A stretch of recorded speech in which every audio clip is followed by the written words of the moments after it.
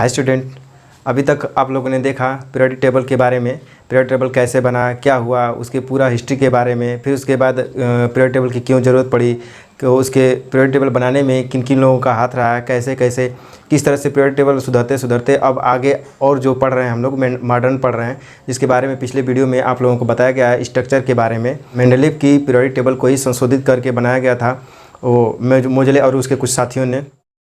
अब आज पढ़ेंगे उसी के बारे में, कुछ थोड़ा बहुत रिवाइज कराएंगे आप लोगों को और थोड़ा नई चीज़ें बताएंगे, तो इसको आप ध्यान से देखिए। हमने ऊपर पिछले वीडियो में बताया था आपको, पिछले वीडियो में बताया था कि जो ये खड़ी खड़ी लाइनें हैं 1 से लेकर के 18 तक, इनको समूह कहते हैं, ग्रुप कहते हैं।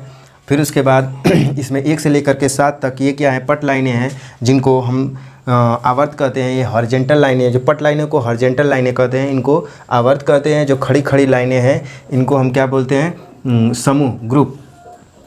इसमें क्या होता है कि आपको बताए थे कि 1 से लेकर के 1 मतलब कि यहाँ पे 1 से लेकर के 2 तक ये एस ब्लॉक के तत्व हैं। ये एस ब्लॉक के तत्व क्यों कहे जाते हैं, क्योंकि इनके जो इलेक्ट्रॉनिक विन्यास हैं वो एस उपकोष में आते हैं। इनके जो इलेक्ट्रॉनिक विन्यास है वो एस उपकोष में जाते हैं। मतलब आउटर मोस्ट सेल का जो अंतिम कक्षा के जो इलेक्ट्रॉन होते हैं, अंतिम सेल के जो इलेक्ट्रॉन होते हैं वो एस उपकोष में जाते हैं।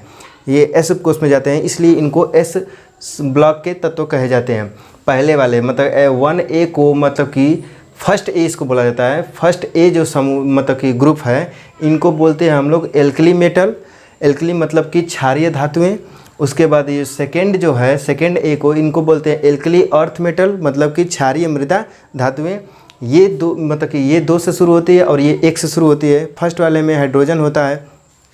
उसके बाद आपको इधर आते हैं, ये 13 से लेके 18 तक ये होते हैं पी ब्लॉक के तत्व। इस पी ब्लॉक के तत्व, इस पर भी सेम वही कहानी है, क्योंकि इसके भी जो ये तत्व हैं, एलिमेंट है, इनके परमाणुओं के जब हम इलेक्ट्रॉनिक विन्यास करते हैं तो ये क्या होते हैं कि इनके अंतिम सेल के अंतिम इलेक्ट्रॉन पी सेल में, पी सब सेल में जाते हैं, इसलिए इनको पी ब्लॉक में रखा गया है।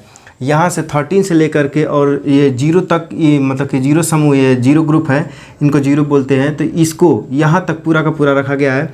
इसमें अंतिम वाला जो 18th समूह है, इसमें क्या है, नोबेल गैसों को रखा गया है, मतलब अक्रिय गैसों के रखा गया है। ये अक्रिय गैस क्या है, इनके क्या है कि ये अक्रियाशील होती हैं। इनको क्रियाशील बनाने के लिए कुछ अलग से प्रोसेस किया जाता है, लेकिन ये अक्रियाशील होती हैं। इनके क्या होता है कि अंतिम कक्षा के जो इलेक्ट्रॉन होते हैं वो पूरा फुल फील्ड होते हैं, मतलब कि उसमें कहने का मतलब कि नहीं ये इलेक्ट्रॉन त्यागने के लिए होते हैं और नहीं ये लेते हैं, मतलब कि ग्रहण भी नहीं करते हैं न त्यागते हैं। तो इसलिए इनको अक्रिय बोलते हैं। और ये नोबल गैस इसको बोलते हैं। ये पूरा का पूरा ये इस साइड में रखा गया है 18th वाले में। अब देखते हैं इधर, तो इधर क्या है कि ये 3rd ए से लेके और 7A तक, 3rd ए से लेके और 7A तक, इसमें क्या है कि मेटलॉइड एंड नॉन मेटल रखेंगे हैं। मेटलॉइड क्या होते हैं कि मतलब कि जो धातु और अधातु के बीच का जो गुण रखते हों, जिनके पास प्रॉपर्टीज ऐसी है कि जो धातु का गुण और अधातु का गुण दोनों का गुण रखते हों, उनको हम मेटलॉइड बोलते हैं।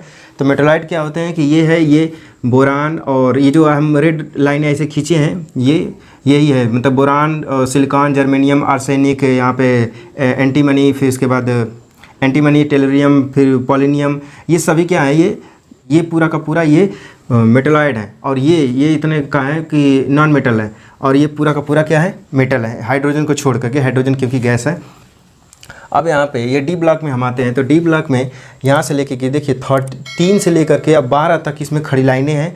ये 3 से लेकर 12 तक खड़ी लाइनें हैं, लेकिन यहाँ पे एक खास बात यह है कि इसका जो है यहाँ से 3rd भी शुरुआत होती है, जबकि आपको कन्फ्यूजन होगा कि यहाँ पे 2nd ए, फिर उसके बाद यहाँ से 3rd ए शुरू हुआ है। तो ये और ये अलग है, लेकिन यहाँ पे बी जब आया है तो 3rd भी यहाँ से शुरू हुआ है, जबकि पहला जो है फर्स्ट बी और सेकंड भी यहाँ पे 11th और 12th में दिया गया है।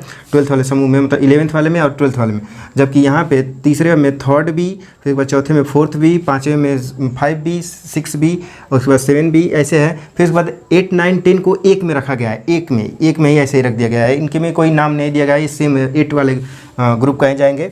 8 में कौन से ग्रुप आ जाएंगे, 8वां, 9वां और 10वां, ये तीनों आ जाएंगे। इनको क्यों डी ब्लॉक में रखा गया है, सेम वही कि इनके भी जो अंतिम सेल होते हैं, आउटर मोस्ट सेल जो होते हैं, मतलब कि जो इनके इलेक्ट्रॉनिक विन्यास जब हम लोग करते हैं तो SBTF में, तो ये जाता है डी वाले ब्लॉक में। अंतिम इलेक्ट्रॉन किस में जाता है, डी वाले उपकोष में जाता है, इसलिए इनको डी ब्लॉक के तत्व कहते हैं। डी ब्लॉक के तत्वों में क्या होता है कि ये इनको ट्रांजिशन मेटल कहते हैं। और यहाँ से मतलब कि यहाँ से इनको 3D श्रेणी कहते हैं इसको। 3D पिछले वीडियो में बताए हैं, इसको 4D श्रेणी, इसको 5D और इसको 6D श्रेणी कहते हैं। यहाँ पे ये 58 मतलब कि लेंथेनाइट, ये लेंथेनाइट 57 है, तो 58 से लेकर के 71 तक इनको हम लोग लेंथेनाइट सीरीज के तत्व कहते हैं, मतलब एलिमेंट कहते हैं, क्योंकि लेंथेनाइट के जो केमिकल प्रॉपर्टीज हैं वही पूरा का पूरा इस सीरीज में है, इसलिए इनको मतलब कि लेंथेनाइट सीरीज के तत्व कहते हैं। लेंथेनाइट सीरीज भी बोलते हैं इसको, लेंथेनाइट्स बोलते हैं, लेंथेनाइट्स। लेकिन एक बात ये है कि इनको नीचे क्यों रखा गया, क्यों नीचे रखा गया, इनका ये प्रॉब्लम है कि इनके जब इलेक्ट्रॉनिक विन्यास हम लोग करते हैं तो इनका जो अंतिम इलेक्ट्रॉन है वो किस में जाता है, एफ उपकोष में, इसलिए इनको एफ ब्लॉक में रखा गया है। ये पूरा का पूरा इसको हम लोग बोलते हैं एफ ब्लॉक, एफ ब्लॉक। और ये जो पहले वाली जो लेंथेनाइट वाली है इनको हम बोलते हैं, और एफ वो बोलते हैं इनको 58 वाले को, मतलब यहाँ से लेंथेनाइट सीरीज़ को, और ये एक्टिनाइट सीरीज़ को क्या बोलते हैं, 5F सीरीज़ के एलिमेंट्स बोलते हैं। मतलब कि ये दोनों एफ ब्लॉक में जाते हैं, इसलिए इनको 4F और 5F बोलते हैं। और इधर ये आप देख ही रहे हैं।